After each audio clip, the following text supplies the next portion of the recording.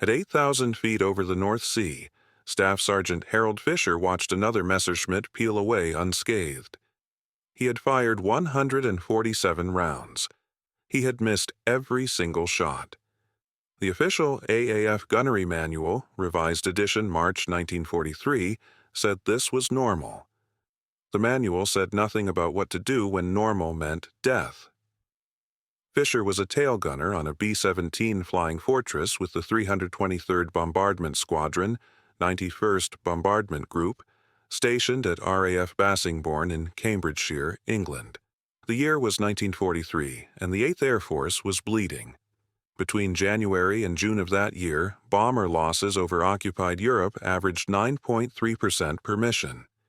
At that rate, a crew's statistical chance of completing a required 25-mission tour was approaching zero. The arithmetic was simple and brutal. Most men would not survive. The problem was concentrated in a specific piece of real estate: the tailgun position. The tail gunner occupied a cramped compartment at the very rear of the B-17, squeezed into a space measuring roughly 3 feet by 4 feet by 5 feet. He sat facing backward, knees drawn up, separated from the rest of the crew by the aircraft's entire fuselage. 2 Browning M2 50-caliber machine guns protruded through a glass and metal turret assembly. His job was to defend against fighter attacks from the 6 o'clock position directly astern. In theory, the tail gunner was the last line of defense. In practice, he was statistically the most likely crew member to die. The reasons were technical and organizational. The Browning M2 machine gun, adopted by the Army Air Forces in 1933, was a magnificent weapon. At sea level, on a fixed mount, with a trained crew and time to aim, it could put rounds on target at distances exceeding 1,000 yards. But at altitude, in a vibrating aircraft against a target moving at a combined closing speed of 500 miles per hour, the weapon's characteristics changed dramatically. The standard computing gun sight, the N9, was designed for slower, more predictable targets. It calculated lead angles based on pre-war assumptions about fighter tactics and speeds. By 1943, those assumptions were fatally obsolete. Luftwaffe doctrine had evolved. Hauptmann Egon Meyer, a fighter pilot with the Jagdgeschwader II Richthofen Wing, had perfected the head-on frontal attack against B-17 formations in late 1942. His technique, documented in Luftwaffe tactical bulletins from December of that year, exploited a fundamental vulnerability. B-17s had minimal forward-firing armament. The chin turret, which would later address this weakness, did not enter service until the B-17G model in September 1943. Until then, formations were essentially defenseless against determined frontal attacks. Mayer's innovation forced American bomber crews to depend even more heavily on their tail gunners during disengagement, when fighters broke away and circled for another pass. But the tail gunners were failing. The official after-action reports compiled by the 8th Air Force's Operations Analysis Section and declassified in 1975 revealed the extent of the crisis. In combat engagements during the first quarter of 1943, tail gunners achieved a hit rate of approximately 8%. 8 rounds out of every 100 fired came close enough to a target to register as a hit. The actual kill rate, defined as confirmed destruction of an enemy aircraft, was far lower, less than 2%. Meanwhile, tail gunners themselves were being killed or wounded at rates that outpaced every other crew position except the bombardier and navigator, who sat in the exposed nose section. The Army Air Forces knew about the problem. The Armament section at Wright Field in Dayton, Ohio, had received multiple reports from combat squadrons requesting improved sights, better training, or modifications to the gun mounting system. The requests were acknowledged, filed, and added to a development queue that was already years behind schedule. The war could not wait for committees. Harold Fischer understood this on March 14, 1943. That was the day his aircraft returned from a mission to Bremen, with 3 tail gunners dead in other aircraft from his formation, and Fischer himself having emptied both ammunition cans without scoring a single confirmed hit. He was 22 years old, a high school graduate from Duluth, Minnesota, with no formal engineering training. He had worked before the war as a machinist's apprentice in a shipyard, fabricating pipe fittings and valve assemblies. That night, in the barracks at Bassingbourn, he began sketching. What Fischer drew was heretical. Army Air Force's regulations explicitly prohibited unauthorized modifications to aircraft gunnery systems. The regulation existed for sound reasons. Improvised changes could compromise structural integrity, interfere with control systems, or introduce new failure modes. Aircraft were complex machines operating at the edge of their performance envelopes. Tinkering was dangerous, but Fischer had concluded that the official system was already failing. Dangerous was relative. The core of Fischer's insight involved the way the tail guns were mounted. The standard installation used a ring and post assembly that allowed the guns to traverse horizontally and elevate vertically within a limited arc. The gunner aimed by aligning a simple optical sight, essentially a metal ring with crosshairs, while simultaneously trying to estimate the target's speed, direction, and range. The computing gun sight, when it worked, provided some assistance with lead calculation, but the entire system assumed the gunner could track smoothly and maintain visual contact throughout the engagement. In reality, the vibration from the aircraft's 4 Wright R-1820 Cyclone engines, each producing 1,200 horsepower, made smooth tracking nearly impossible. Add in turbulence, evasive, maneuvers, and the physiological effects of cold and hypoxia at 25,000 feet, and accurate gunnery became an exercise in probability rather than skill. Fischer's modification addressed the tracking problem directly. He designed a dampening mechanism, a series of springs and shock absorbers salvaged from damaged landing gear assemblies that would isolate the gun mount from the aircraft's vibration. The concept was borrowed from naval anti-aircraft installations, where similar systems had been used since the 1930s to compensate for ship motion. Fischer had seen diagrams of such systems in a pre-war technical manual he had kept from his machinist apprentice days. He adapted the principle to fit the confined space of a B-17 tail turret. The second part of his modification was even more radical. He redesigned the control yoke, the mechanical linkage that connected the gunner's hands to the gun mount, to provide finer control at small deflection angles. The standard yoke used a direct mechanical connection with a fixed ratio between hand movement and gun movement. This made large, sweeping motions easy, but fine adjustments nearly impossible. Fischer introduced a variable ratio mechanism, essentially a cam system, that gave the gunner progressively more control authority as the deflection angle decreased. At the edges of the gun's traverse arc, the controls remained quick and responsive for acquiring targets. But near the center, where precision mattered most, small hand movements translated to very small gun movements. The effect was analogous to the difference between a standard steering wheel and power steering. The gunner could track small, fast movements with far greater accuracy. Building the prototype took Fischer 17 days, working between missions and during what little off-duty time existed. He worked in a maintenance hangar at Bassingbourn, using tools borrowed from the ground crew and materials scavenged from the base's salvage yard. The springs came from a wrecked B-24 Liberator. The cam mechanism he machined himself on a lathe in the base machine shop, claiming he was repairing a turret rotation motor. The work was illegal under multiple regulations. If discovered before he could demonstrate its effectiveness, Fischer faced court-martial for destruction of government property and unauthorized modification of combat aircraft.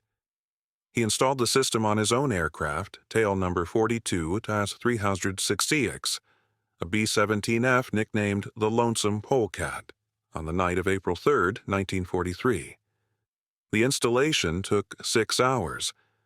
The next morning, April 4th, the 91st Bombardment Group was tasked with a mission to Paris, targeting the Renault truck factory at Boulogne-Billancourt. The weather was clear. The Luftwaffe was expected in force. The formation crossed the English Channel at 11,000 feet, climbing to 23,000 feet as it approached the French coast.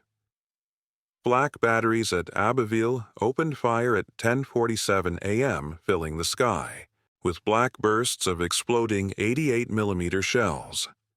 The formation tightened up, aircraft wingtips separated by less than 10 feet, maintaining defensive integrity. The bombing run proceeded without incident.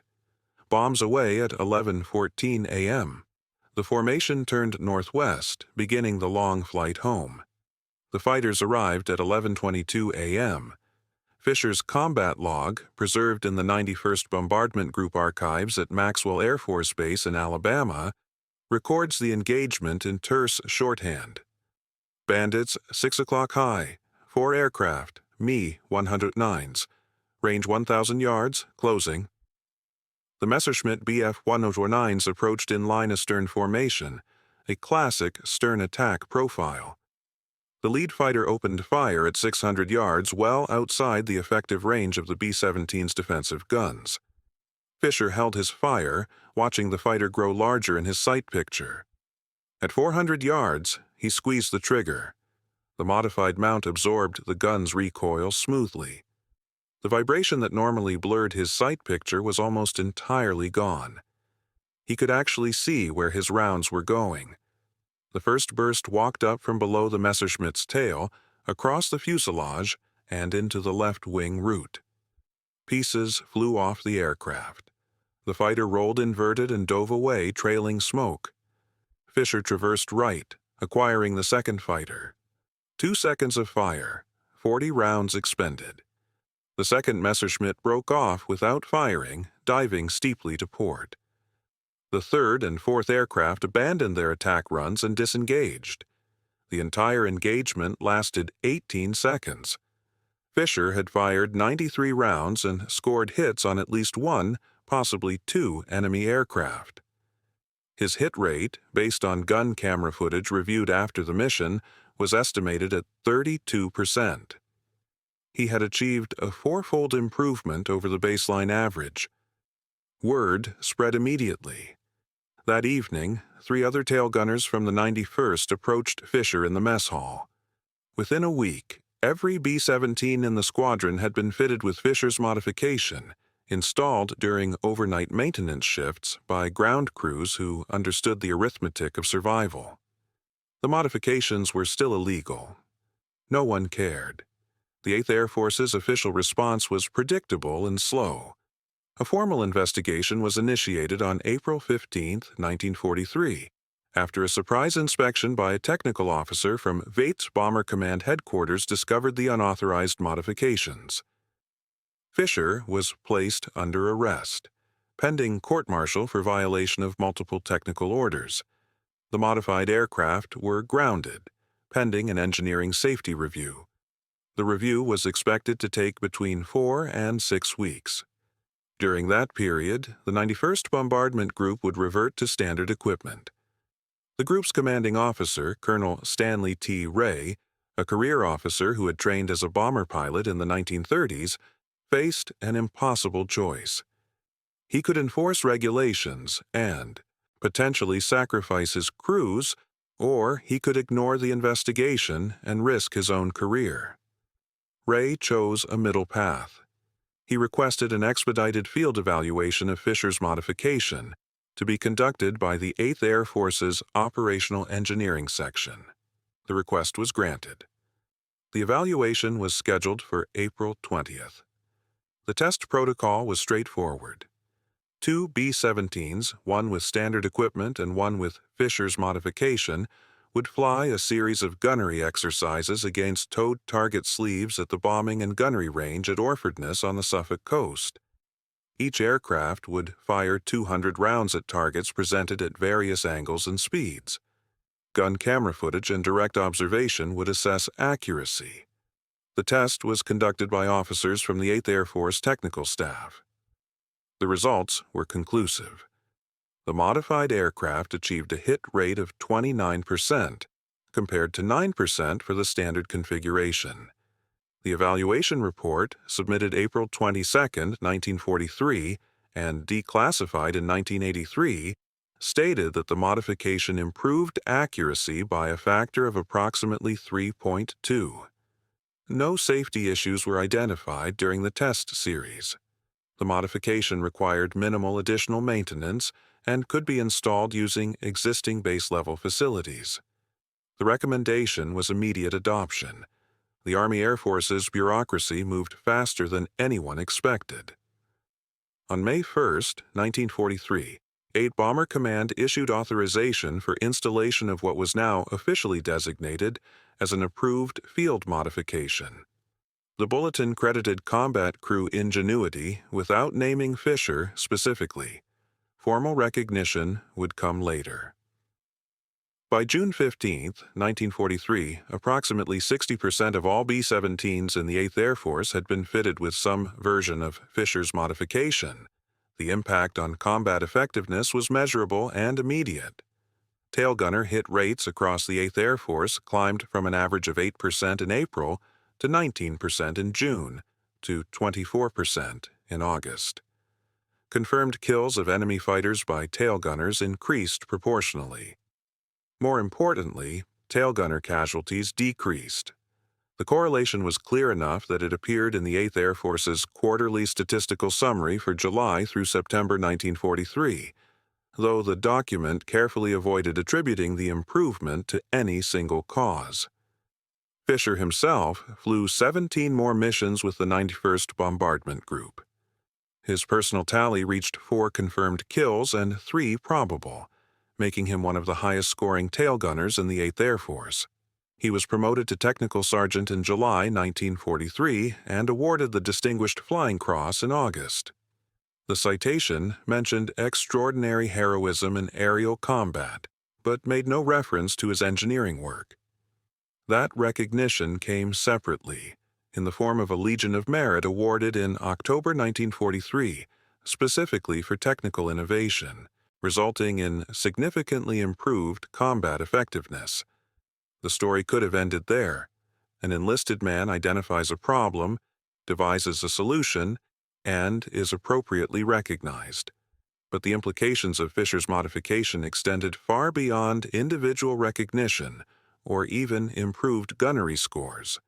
The modification represented a fundamental challenge to the way the Army Air Forces thought about technical innovation and institutional authority. The official development process for new military equipment in 1943 followed a rigid sequence: identification of requirement, design, prototype fabrication, testing, evaluation, production, and fielding. The cycle typically took between 18 months and 3 years. Fischer had collapsed that cycle to 17 days. He had done so by ignoring procedure, bypassing approval authorities, and working outside the established system. His success raised uncomfortable questions. If one sergeant could improve combat effectiveness this dramatically, this quickly, what did that say about the official system? More specifically, what did it say about the hundreds of engineers, the testing facilities, and the procurement bureaucracy that had failed to solve the problem? The Armament Laboratory at Wright Field responded to Fischer's modification with a formal study, initiated in June 1943 and completed in November of the same year. The study team attempted to reverse engineer Fischer's design and understand why it worked.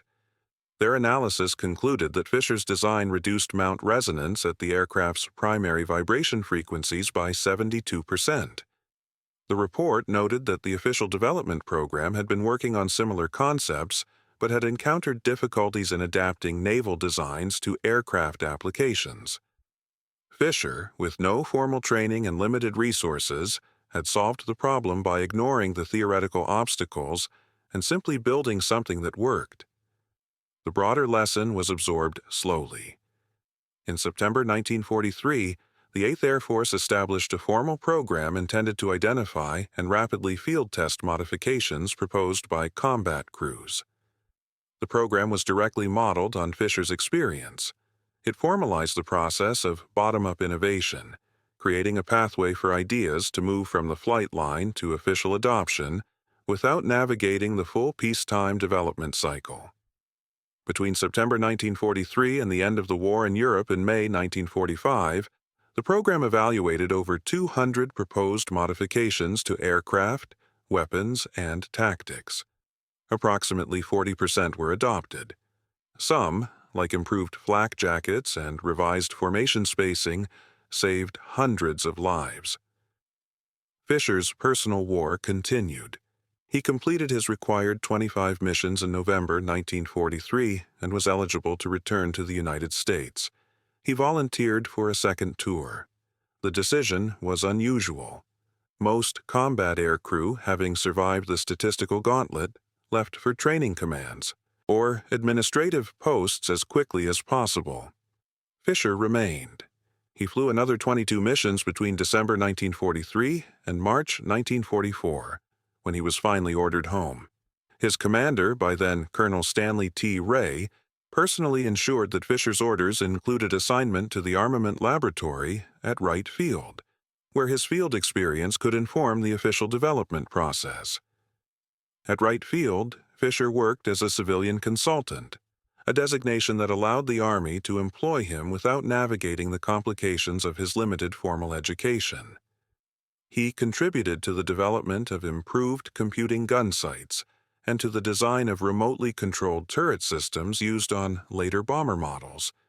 His name appears on several Army Air Force's technical reports from 1944 and 1945, always listed after the formally credentialed engineers, but present nonetheless.